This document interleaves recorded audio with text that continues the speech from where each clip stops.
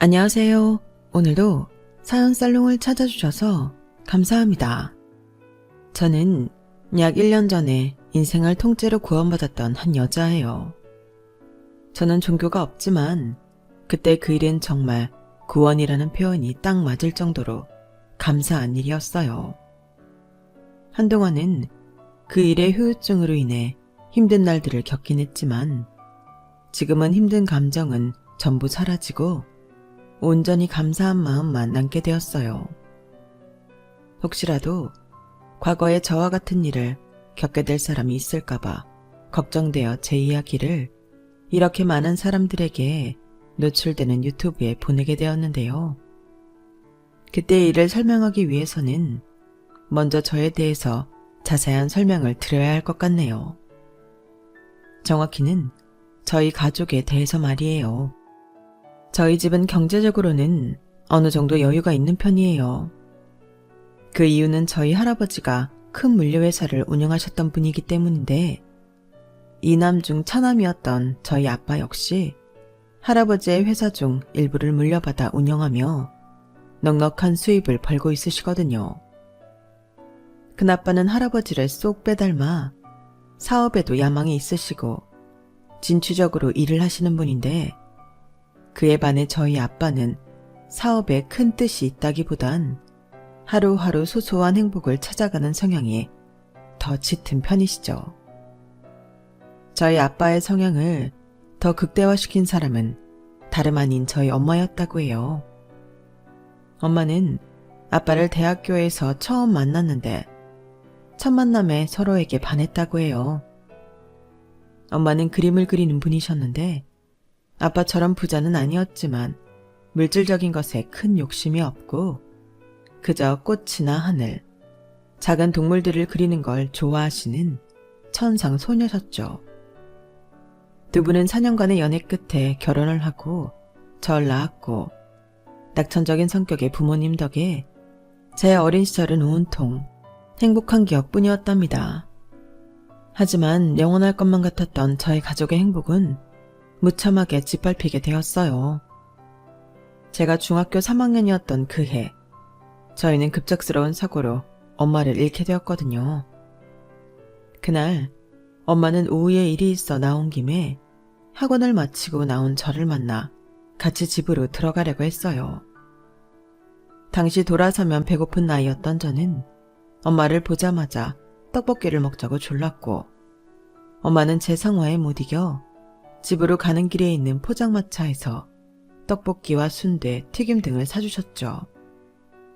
집에 가서 떡볶이를 먹을 생각에 신이 나서 엄마랑 제잘거리며 집으로 돌아오는데 그만 신호 위반을 한 오토바이와 엄마가 정면으로 부딪히게 된 겁니다.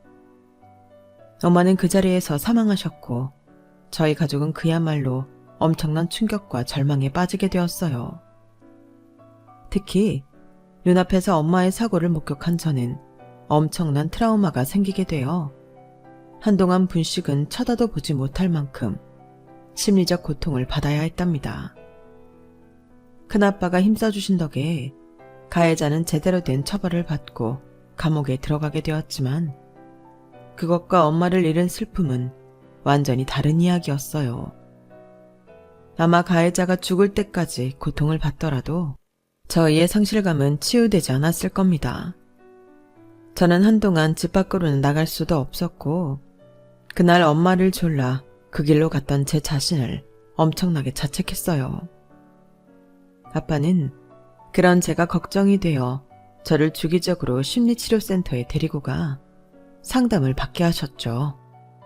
덕분에 저는 반년이 넘도록 한시도 혼자 있지 않고 어른들의 보살핌을 받았고 꾸준하게 치료를 받아 간신히 그 충격과 슬픔을 이겨낼 수 있었어요. 아빠는 절 위해 제 학교 친구들을 집으로 초대해서 시간을 보내게 해주시기도 하셨어요. 친구들의 위로를 받고 저는 겨우 학교에 다시 나갈 수가 있었고 최소한의 학습 일수를 채워 무사히 졸업을 할 수도 있었답니다. 이러한 아빠의 피나는 노력으로 전 일상을 되찾고 다른 친구들처럼 고등학교 생활을 할 수 있었어요. 하지만 제 아픔이 무뎌지고 나니 아빠는 그제야 저 때문에 꾹 눌러두었던 아픔이 밀려온 것 같았죠. 아빠는 몇 번이나 술에 잔뜩 취한 채 큰아빠 등에 엎혀왔는데 그때마다 눈물을 뚝뚝 흘리시면서 엄마를 찾으셨어요. 여보, 당신이 너무 보고 싶어. 불쌍한 우리 아내. 우리 여보 보고 싶어서 나 앞으로 어떻게 살아가. 아유, 애 앞에서 다 큰 놈이. 임마, 정신 차려. 아빠, 괜찮아. 엄마 하늘나라에서 이제 안 아프고 행복할 거라고 아빠가 그랬잖아. 우리도 열심히 살면 나중에 엄마 볼 수 있을 거라고. 그래 서연아, 그럴 거야. 서연이 너 신경 쓰지 말고 들어가서 잘 준비해. 네 아빠가 주책이다 참. 그치? 오늘 술을 많이 먹어서 그래. 얼른 신경 쓰지 말고 들어가. 아빤 괜찮아. 큰아빠는 그때마다 행여라도 겨우 괜찮아진 채가 아빠 때문에 다시 무너질까봐 진땀을 빼셨고 어쩔 줄 몰라 하시는 것 같았어요. 그래서 그때부터는 아빠가 절 돌봐주셨듯이 저도 아빠를 돌보기 시작했습니다. 여느 날처럼 술에 취해 엄마를 그리워하다 잠든 아빠가 다음날 일어나자 저는 아빠한테 꿀물을 타드리면서 진지하게 얘기했어요. 이제 아빠가 치료를 받을 때라고요. 작년까지 일주일에 2번씩 같이 센터 가던 거 다시 해. 이번에는 아빠가 상담을 받자. 내가 같이 가줄 테니까. 나랑 같이 가. 그래, 알았어. 아빠가 우리 딸한테 이렇게 못난 꼴 보여줘서 미안해. 우리 서연이가 아빠 걱정 많이 했겠다. 아빠가 이제부터는 술도 자제하고 서연이 말처럼 치료도 열심히 받을게. 내일부터 바로 가자. 아빠는 제 말대로 바로 다음날 저와 함께 센터를 찾기 시작했고 한 달쯤 다니시다가 생활을 완전히 바꿔버리셨어요. 무슨 말을 들었는지 전 잘 모르지만 어쩐지 예상이 되는 부분이 있었죠. 아빠는 헬스장을 찾아가 개인 PT도 끊고 사무실이 아닌 집에서 가장 가까운 현장으로 출근해 조금이라도 몸을 쓰는 일들을 하기 시작했습니다. 큰아빠도 그런 아빠의 행동을 지지하시는 듯 사무실 업무를 다른 사람에게 맡기시고 아빠가 편하게 하고픈 일을 하도록 배려해 주셨어요. 덕분에 아빠는 가까운 지역으로 직접 트럭을 몰기도 하시고 지게차를 운전하는 법도 배우셔서 지게차 운전을 하기도 하셨어요. 그것뿐만이 아니라 가끔씩은 택배를 직접 배송하기도 하시더군요. 전 회장님 아들이자 현 회장님 동생인 아빠가 갑자기 현장직에 뛰어드니 일하시던 직원분들은 처음엔 당황하고 어색해 하시더니 같이 살부대끼며 일하는 날들이 길어짐에 따라 점점 아빠랑 가까워지셨어요. 특히 한동안 술을 멀리하던 아빠가 어느 순간부터는 마음이 단단해지셨는지 직원들과 함께 일 끝나고 막걸리에 족발을 드시며 스스럼 없이 어울리기 시작하니까 모두 진심으로 아빠를 받아들이셨다고 합니다. 특히 현장 반장님과 엄청 친해지셔서 일이 없을 때도 동네에서 술 한잔 기울이는 사이가 되셨어요. 덕분에 현장 분위기는 오히려 좋아졌고 직원들 사기가 올라가 실적도 저절로 올라갔다고 해요. 저랑 아빠는 그렇게 힘들게 엄마를 잃은 슬픔을 이겨낼 수 있었고 그 일 이후로 저희 가족은 정말 끈끈한 사이가 될 수밖에 없었어요.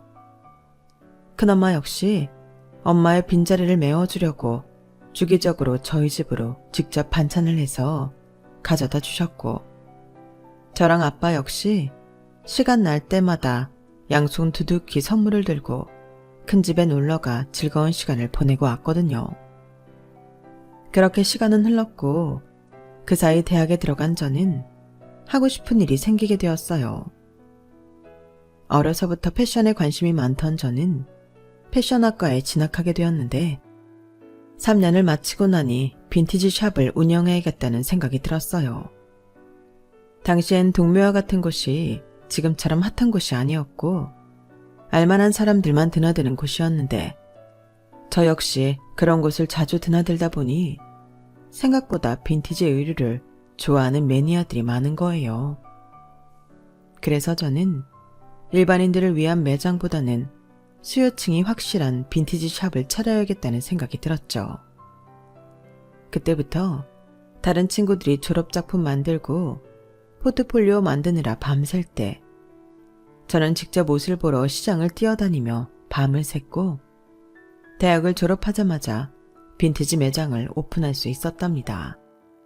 제가 1년 넘게 발품을 띠며 돌아다녀서인지 운 좋게도 번화가에 좋은 자리가 나오자마자 발견할 수가 있었거든요.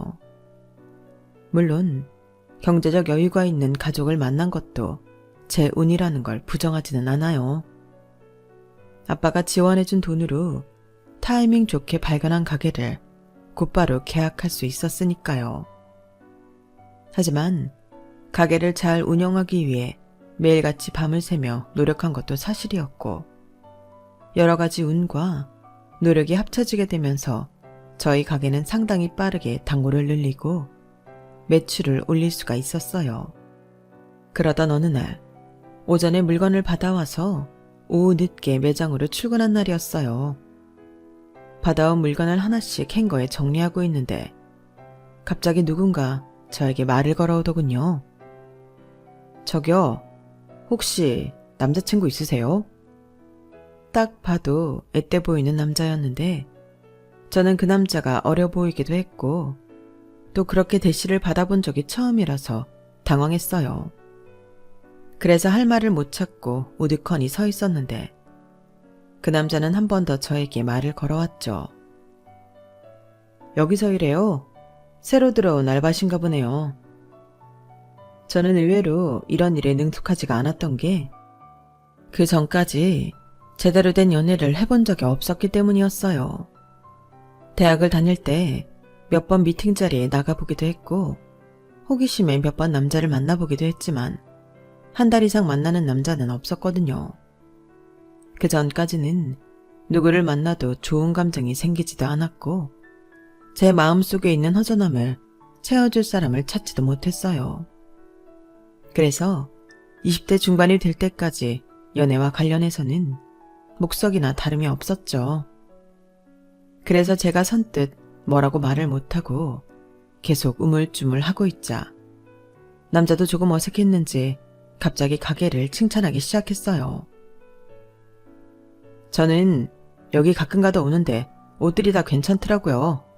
옷감도 좋고 사장님이 확실히 패션에 대한 철학이 있으신 것 같아요. 그쵸? 여기서 일하시면 배우는 게 되게 많으시겠어요. 네, 감사합니다. 저 사실 제가 여기 사장이에요. 네? 남자는 눈이 튀어나올 만큼 깜짝 놀라더니 잠시 말을 잃고 절 빤히 쳐다봤어요. 되게 동안이시네요. 아, 네. 그래서 남자친구 있으세요? 잠시 당황하던 남자는 한 번 더 저에게 남자친구가 있냐고 물어보았는데 그 순간 그 남자가 귀여워 보이는 겁니다. 제가 빨개진 얼굴로 없다고 대답하니 그 남자는 저에게 전화번호를 물어보았고 저희는 그렇게 번호를 교환하게 되었어요. 그날 이후 몇 번 만나서 밥도 먹고 커피도 마시게 되었는데 알고 보니 그 남자는 저랑 동갑이었고 가게 근처에 있는 명문대를 다니는 대학생이었죠. 대학 졸업을 앞두고 있었고 졸업 후에는 공무원 시험을 준비할 거라고 하더군요. 저는 안정적이고 평화로운 가정을 만들고 싶거든요. 어렸을 때 저희 아빠가 사업에 실패하신 적이 있었는데 저희 가족이 그것 때문에 고생을 많이 했어요. 그래서 제가 나중에 아빠 나이가 되면 절대 위험한 일은 하지 않고 가족을 잘 지킬 줄 아는 가장이 되고 싶었죠. 그래서 선택한 게 공무원이에요. 밝은 표정으로 그런 이야기를 하는 그 남자가 제 눈에는 굉장히 선하고 건실해 보여서 저도 이성적인 호감이 갈 수밖에 없었어요. 결국 저희는 연인 사이로 발전하게 되었고 3년간의 연애를 하게 되었죠. 남자친구는 저와 연애하던 기간 3년 중에서 2년 반 동안을 공시생으로 살았어요. 대학을 졸업하자마자 호기롭게 공부를 시작했지만 안타깝게도 2번의 실패를 하고 말았죠. 처음에는 남자친구가 공부에 매진하는 게 오히려 저희 관계에 더 좋았던 것 같았어요. 남자친구는 공부를 하느라 바빴고 저는 온라인 사이트를 만드느라 바빴는데 서로 바쁘다 보니 자주 못 만나는 것에 대한 불만이 서로 없었거든요. 당시 저는 오프라인 매장으로만 옷을 팔지 않고 온라인으로도 판매하기 위해서 사이트를 만들고 활성화하는데 온 힘을 기울이고 있었기 때문에 남자친구가 규칙적인 생활을 지켜 공부하는 게 오히려 데이트하기가 편했죠. 물론 데이트 비용은 거의 제가 부담했어요. 온라인 판매가 어느 정도 자리를 잡게 되자 매출은 배로 뛰게 되었고 남자친구는 아직 수입이 없었으니까요. 보통 여자들은 아무래도 경제적으로 여유가 있는 남자를 선택하곤 하지만 저는 제가 부족함이 없고 벌고 있으니 남자친구의 경제력 같은 건 그렇게 중요하지가 않더라고요. 그 대신에 저에게 다정한 말도 자주 해주고 가치관이 올바른 가정적인 제 남자친구가 훨씬 좋았죠. 그리고 똑똑한 제 남자친구가 오래 지나지 않아 공무원 시험에 합격하리라는 믿음이 있었기 때문에 별로 걱정하지도 않았어요. 하지만 남자친구는 저와 생각이 다른 것 같았는데요. 물론 아무리 서로가 좋다고 해도 각자 입장이 다르니까 그럴 수는 있다고 생각해요. 남자친구가 수험생이어도 좋은 건 제 입장이고 남자친구 입장에서는 그게 아니니까요.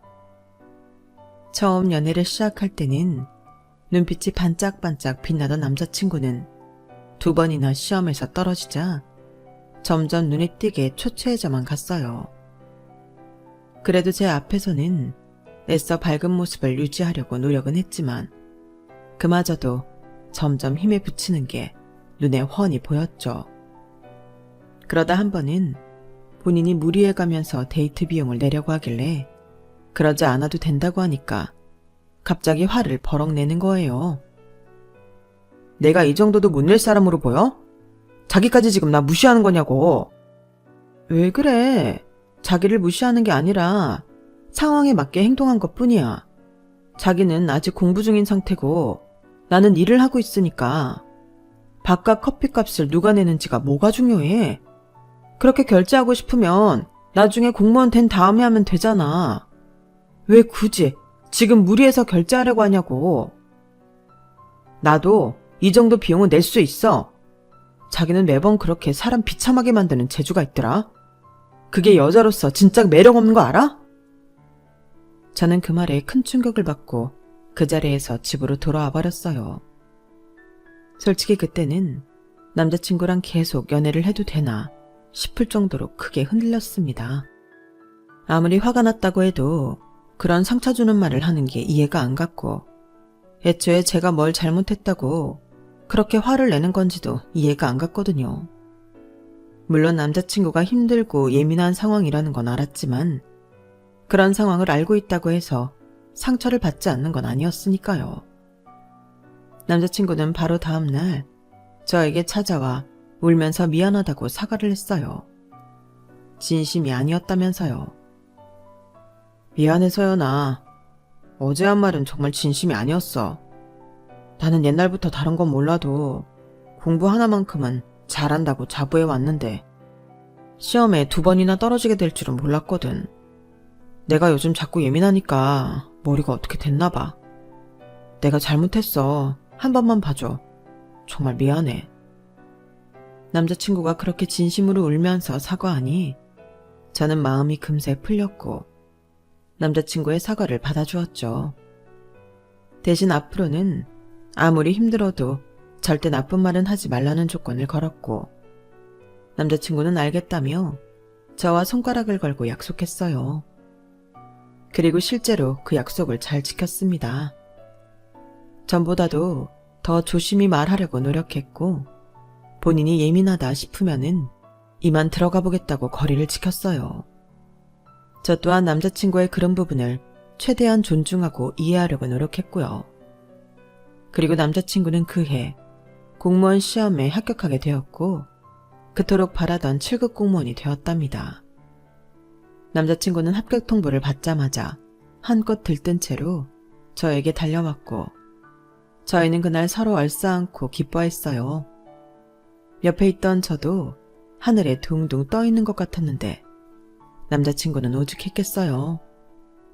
한동안 기쁨에 취해 있던 남자친구는 저에게 그동안 자기를 기다려줘서 고맙다며 벼랑간 결혼을 하자고 하더군요. 남자친구가 그런 생각을 하고 있는지 몰랐던 저는 깜짝 놀랐어요. 하지만 이내 고개를 끄덕이며 오케이를 했고 저희는 남친이 자리가 잡히면 그때 결혼을 준비하기로 했답니다. 공무원 시험이 합격한 후 한동안 연수를 받던 남자친구는 혼자서 이것저것을 알아보더라고요. 결혼을 하기 위해 대출은 어떻게 받는지, 월급은 어떻게 되는지, 공무원 혜택은 어떻게 되는지 등이요. 알아봤더니 공무원 대출로는 2천만 원이 나온다더군요. 남자친구는 이때 한번 좌절했고 1호봉 월급이 생각보다도 훨씬 적다는 사실에 한 번 더 좌절했어요. 남자친구의 얼굴이 또다시 어두워지자 저는 길을 살려주기 위해 얼른 위로를 해주었죠. 에이, 정 부족하면 우리 아빠한테 부탁드려 볼게. 그래도 자기는 이제 7급 공무원이잖아. 공무원의 장점이 뭐야? 뭐니 해도 철밥통이라는 거 아니야? 장기간 근무할수록 점점 대우가 엄청나게 좋아진다잖아. 아마 나중에는 자기가 남들보다 더 높은 위치에 있을 거야. 그치? 맞아. 그래도 나는 나란 일을 하는 사람인데 옛날로 치면 사실 양반이나 다름없어. 다른 중인들이랑은 격이 다르다는 거잖아.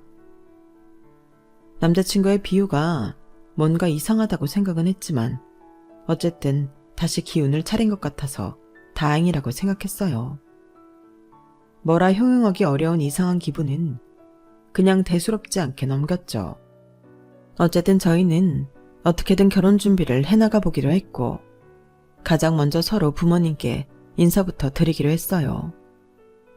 예비신랑이 공무원 연수가 끝난 후 첫 출근 전까지의 약간의 시간적 여유가 있었기에 그 시기에 빠르게 인사를 드리기로 했죠. 일정상 시댁에 먼저 인사를 가게 되었는데 제가 들어가자마자 예비 시어머니와 예비 시누이가 엄청 살갑게 맞아주신 거예요. 네가 서연이구나. 우리 성찬이한테 얘기 많이 들었어. 어머, 뭘 이런 걸 다 들고 왔니? 어머니가 망고 좋아하신다고 해서 망고만 좀 더 많이 담아달라고 했어요. 약소하지만 빈손으로 오기 뭐해서. 이게 어디가 약소예요. 망고는 엄마보다 제가 더 좋아해요. 감사해요 언니. 맛있게 잘 먹을게요. 어서 들어오렴. 언니, 근데 이 사이트 운영하시는 거 맞죠? 네, 맞아요. 그쵸? 오빠한테 매장 이름 듣자마자 진짜 깜짝 놀랐잖아요. 나 예전에 홍대 매장에서 옷 산 적도 있거든요. 저희 이미 만났었을 수도 있어요. 어머, 정말요? 생각보다 저를 많이 좋아해 주셔서 긴장했던 마음이 빠르게 풀어졌어요. 정말 다행인 일이었죠. 저희는 화기애애한 분위기로 식사를 하게 되었고 음식은 하나같이 너무 맛있었어요. 하지만 그 평화로움은 오래가지 못했습니다. 한참 즐겁게 이야기를 하는데 예비 시누이의 한마디에 점점 분위기가 이상해지고 만 거예요. 아참 언니, 망원동에 매장 하나 더 오픈한다던데 맞아요? 네, 맞아요. 원래 있던 매장이 너무 작은데 거길 넓힐 수가 없거든요. 그래서 넓은 곳을 하나 더 오픈하기로 했어요. 우와, 그럼 언니는 더 부자가 되시겠네요? 아, 그 정도는 아니에요. 어머 세상에, 이렇게 능력 있는 며느리가 들어오다니? 찬성이가 사람 참 잘 골랐다. 부모님이 이런 능력 있는 딸 보면 얼마나 기뻐하시겠어. 아니에요. 저희 아버지가 저보다 능력이 크셔서 저는 그냥 귀여워 보이는 정도실 거예요. 아버님은 무슨 일 하시는데?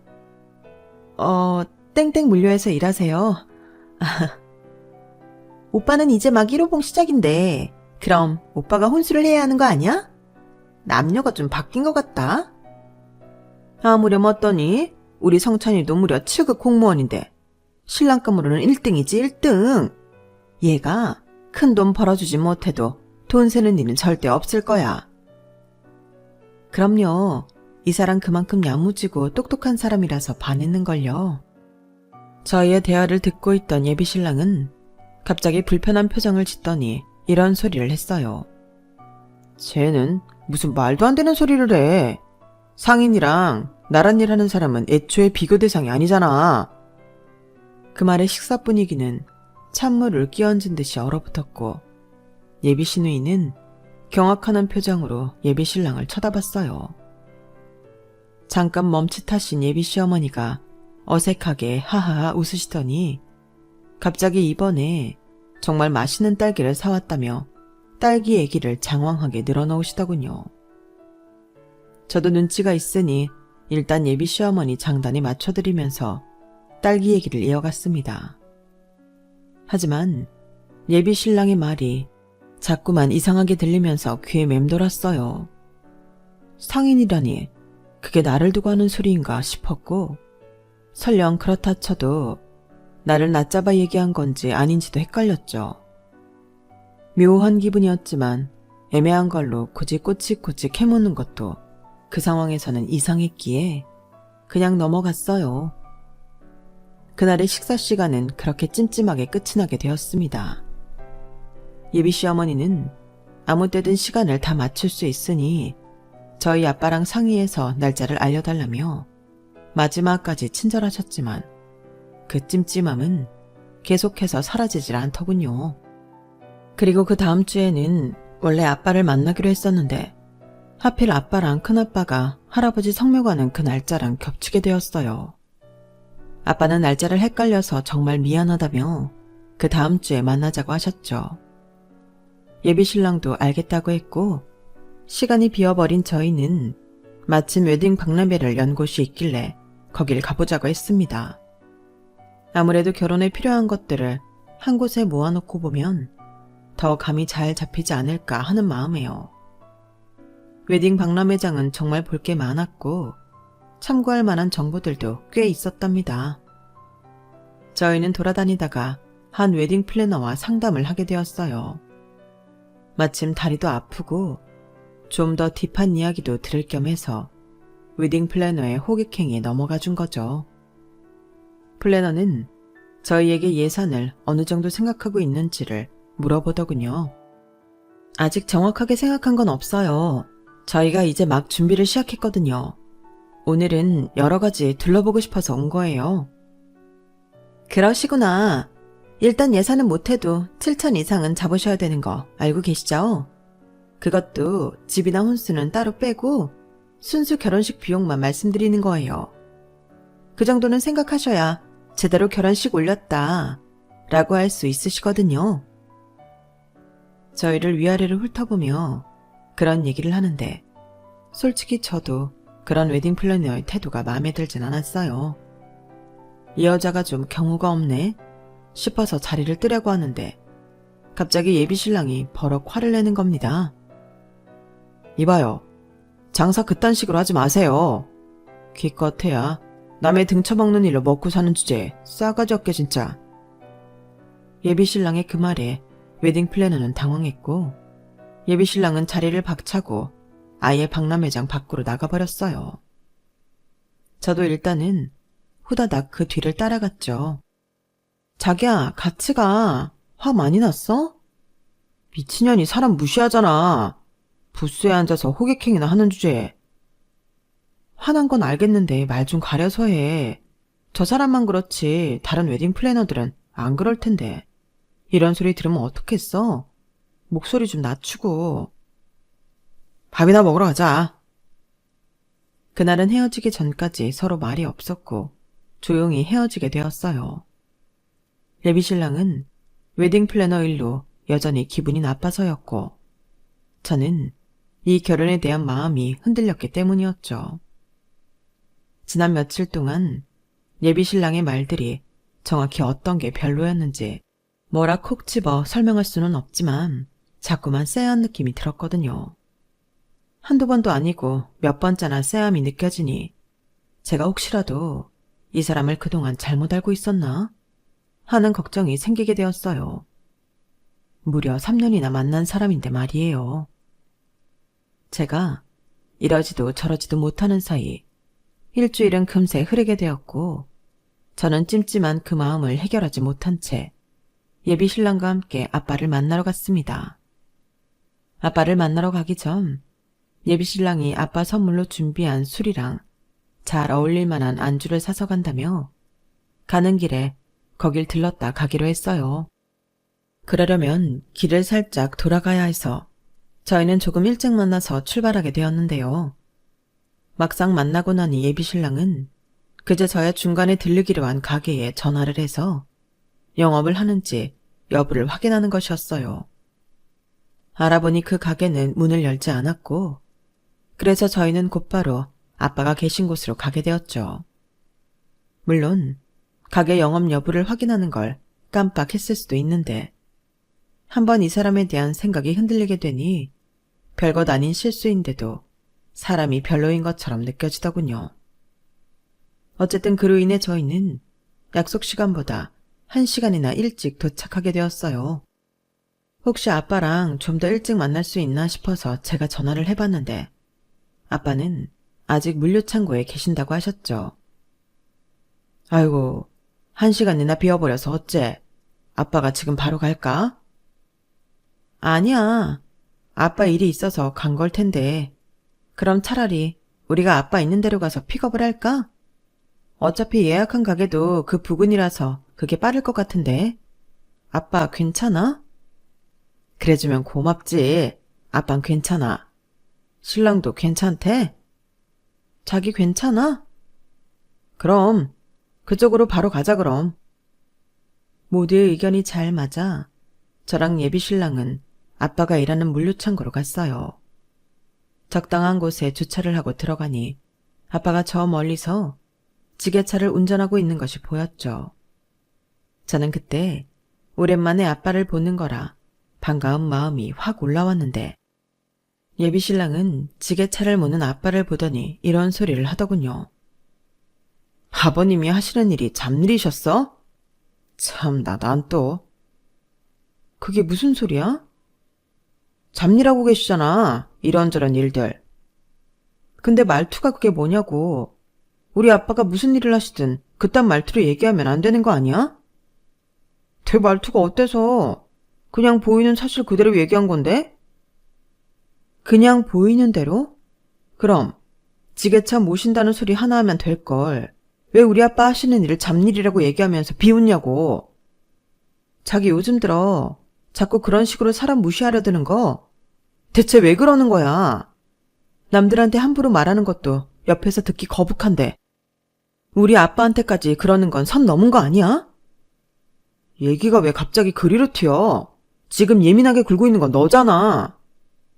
예비 신랑은 오히려 절 예민한 사람 취급하며 우기더군요. 우리의 언성이 높아지자 주변 직원들이 전부 우리를 힐끔힐끔 쳐다봤어요. 심지어 저 멀리서 아빠도 이쪽을 쳐다보고 지게차를 끌고 오기 시작하셨죠. 거리상 저희 얘기가 들렸을 리는 없고 아마 다른 사람들이 이쪽을 보니까 저희를 발견하게 되신 것 같아요. 거리도 거리지만 지게차 소리도 좀 있는 편이라 아마 밖에 있는 저희의 소리를 못 들으셨을 겁니다. 아빠의 지게차가 순식간에 가까워져서 저도 간신히 표정 관리를 하려고 했는데요. 그때 저와 예비 신랑 뒤에서 갑자기 작업반장님이 후다닥 앞으로 나가시더군요. 엄청 큰 소리로 아우 회장님 하시면서요. 그러더니 반장님을 보고 지게차를 멈춘 아빠한테 이런 일은 저한테 맡기시지 따님 오셨는데요. 안 그래도 이제 들어가 보려고 했어. 근데 왜 갑자기 좋은데 아유, 들어가십시오. 작업반장님이 허리를 90도 숙이며 인사를 드리자 주변 직원들이 전부 하던 일을 멈추고 아빠한테 90도로 인사를 했죠. 직원들이 못해도 한 50명은 있는 듯 했는데 전부 예비신랑을 무서운 눈빛으로 쳐다보다가 90도 인사를 하자 예비신랑은 그 모습을 보고 깜짝 놀랐는지 얼이 빠진 얼굴을 하더군요. 하지만 아빠는 그것보다 저희가 더 눈에 들어오시는지 허허 웃으시면서 저희한테 오셨어요. 그 사이 아빠가 타고 온 지게차는 작업반장님이 대신 올라타 다른 곳으로 이동하셨죠. 아이고, 자네가 성창군이구만. 이렇게 일찍 올 줄 모르고 내가 잠시 작업을 좀 하러 와서 이쪽으로 부르게 되었네. 얼른 옷 갈아입고 나올 테니 잠시만 기다리게나. 데리러 와줘서 고마워. 아닙니다, 장인어른. 잠시만 기다리게. 아빠는 사람 좋은 웃음을 지어 보이시곤 후다닥 옷을 갈아입으러 가셨어요. 물류창고가 워낙 커서 저 멀리까지 종종걸음으로 아빠가 가는 게 보였죠. 아빠가 시야에서 사라지자마자 저희 뒤에서 누군가 예비신랑 뒤통수를 커다란 종이박스로 퍽 하고 치고 갔어요. 예비신랑은 악소리를 내며 주저앉았고 예비신랑의 뒤통수를 친 직원은 어깨에 그 큰 종이 상자를 이고 있는 채로 볼멘 소리를 했습니다. 아씨, 작업 현장에서 뭐 하는 거예요? 가뜩이나 바빠 죽겠는데 길 한복판을 막고 서 있어. 그러더니 그대로 지나갔어요. 딱 봐도 전자레인지 정도는 돼 보이는 상자였죠. 뒤통수로 부여잡고 아파하던 예비신랑이 얼굴이 벌개진 채로 간신히 허리를 피자 이번에는 굉장히 두꺼운 파이프가 날아왔어요. 다른 직원이 정확하게 저를 피하고 예비신랑의 옆구리만 팍 치고 지나가더군요. 덕분에 예비신랑은 또 한 번 악소리를 내며 옆구리를 부여잡았죠. 에헤이, 여 걸리적거리게 뭐하고 서 있어? 비켜요, 비켜. 동시에 또 다른 직원은 지나가다 말고 제 옷소매를 살짝 잡고 길 옆으로 쓱 당기더군요. 그래서 저는 가장자리로 몸을 피할 수가 있었는데 거의 1초 차이로 작업반장님이 운전하시는 지게차가 휙 하고 지나가는 겁니다. 예비신랑 바로 옆으로요. 으악! 기겁한 예비신랑은 그대로 뒤로 자빠졌고 그때 지게차에서 내린 작업반장님이 예비신랑에게 사납게 물으셨어요. 남의縄바리에서 겁도 없이 뭐하는 짓이야? 어? 여기가 얼마나 위험한 현장인데 입을 함부로 놀리느냐고. 잠깐 사이에 엉망진창이 된 예비신랑은 주변을 둘러보더니 곧이라도 눈물을 쏟을 것처럼 울상이 되더라고요. 딱 봐도 예비신랑보다 힘도 좋고 몸도 좋은 분들이 외석게 노려보고 있었기 때문입니다. 이 타이밍에는 제가 직접 나서줘야 할 것 같아서 전 후다닥 예비신랑 쪽으로 갔어요. 아우, 죄송해요. 이 인간이 워낙 눈치라고는 없어가지고요. 얼른 비켜드릴게요. 그리고는 그 인간이 뒷덜미를 잡고 그대로 주차장 가는 길목까지 질질 끌고 갔어요. 안 그래도 옆구리를 붙잡은 채 허리를 못 펴고 있던 그놈은 어어 하면서 제가 끌고 가는 대로 질질 끌려왔죠. 몇 번이나 휘청이고 바지를 바닥에 쓸면서요. 저는 저희가 왔던 주차장 방향으로 예비신랑을 그대로 집어 던져버렸답니다. 결국 예비신랑은 또 한 번 길바닥에 나뒹굴게 되었죠. 미안한데 너 혼자 가버릴래? 뭐라고? 너 지금 이게 뭐하는? 내가 너한테 실망이 이만저만이 아니거든. 너 같은 비리비리하고 삐뚤어진 인간이랑은 결혼 못하겠다. 뭐? 이렇게 매가리도 없고 개념도 없고 생각도 눈치도 없는 너 같은 새끼랑은 결혼 못하겠다고. 아, 저 다리 후들거리는 것 좀 봐. 야, 너 미쳤어? 지금 사람을 이렇게 만신창이를 만들어 놓고. 흙먼지 투성이가 된 예비신랑이 저한테 눈을 부라리며 벌떡 일어나더니 곧바로 제 뒤쪽을 보고 주춤하더군요. 갑자기 우물쭈물거리길래 뒤를 살짝 돌아보니 강목이며 파이프며 온갖 살벌한 도구, 아니 작업 도구를 들고 예비 신랑을 노려보며 이쪽으로 다가오고 있는 직원들이 보였어요. 그걸 보니 갑자기 천군만마를 얻은 듯이 마음이 든든해지더군요. 왜? 하던 말 마저 해보시지? 너? 예비 신랑은 잔뜩 화가 나서 얼굴이 벌개진 채로 무슨 말을 하려는 듯 했지만 차마 제 뒤에 있는 직원들 앞에서는 할 수 없었는지 결국 아무 말도 못하고 뒷걸음질만 치다가 주차장으로 달아나 버렸어요. 그 초라한 뒷모습을 보자니 하마터면 저딴 인간이랑 결혼을 할 뻔했다는 게 새삼 충격적으로 다가오더군요. 뒤를 돌아보자 직원들은 뿔뿔이 흩어졌고 그 사이로 아빠가 어리둥절한 표정으로 다가오셨어요. 마치 왜 다 여기 모여있지?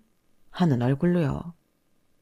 저는 곧바로 밝은 표정으로 아빠한테 다가가 팔짱을 꼈습니다. 딸, 무슨 일 있어? 성찬이는? 헤어졌어. 어? 방금 보니까 아주 형편없는 인간이었더라고. 그래서 내가 뻥 차버렸어. 그럼 오늘 식당 예약한 건 어쩌지? 우리끼리 가서 맛있게 먹으면 되지. 그러자 곁에 계시던 작업 반장님이 자신의 차 키를 주시면서 말씀하시더군요. 그래요. 회장님은 제 차로 따님이랑 맛있는 식사나 하시고 오세요. 아까부터 왜 자꾸 회장님이래? 그리고 형님이 언제부터 나한테 존댓말을 했다고? 회장님 아들이나 회장님 동생이나 회장님이나 다 그게 그거지 뭐. 뭘 따져? 따지기를. 얼른 이거 몰고 가. 감사합니다. 다른 분들도 전부 감사드려요. 다음에 인사드리러 또 올게요. 얼른 가자, 아빠. 아빠는 혼란스러우신 듯 했지만 더 이상 아무것도 묻지 않으시고 그냥 제가 하자는 대로 따라주시더군요. 저희는 원래 가기로 한 식당에 둘이서 가서 맛있게 식사를 했답니다. 오랜만에 아빠랑 단 둘이서만 즐거운 시간을 보내게 되어 오히려 잘 된 것 같았어요. 그렇게 아예 그 다음 날까지 주말 전체를 아빠랑 보내다 오니 그 비리비리한 놈이랑 헤어진 건 저에게 하나도 타격이 없었고 오히려 홀가분하고 좋았습니다. 아빠는 나중에야 작업 반장님과 다른 직원분들을 통해 그날의 자초지종을 듣게 되신 것 같았어요. 얼마 뒤 가족들이 모인 자리에서 다른 가족들이 제게 예비 신랑은 어디 갔냐며 결혼 예정이지 않냐고 물어보시자 그 대먹지 못한 놈 우리 서연이랑 못 만나게 혼쭐을 내줬어 라며 분개하시더군요. 아빠가 대화를 딱 막아버리자 다른 가족들은 더 이상 제게 결혼에 대한 이야기를 묻지 않았죠. 나중에 둘만 있을 때도 그딴 인간이랑 잘 헤어졌다고 절 칭찬해 주시기도 했고요.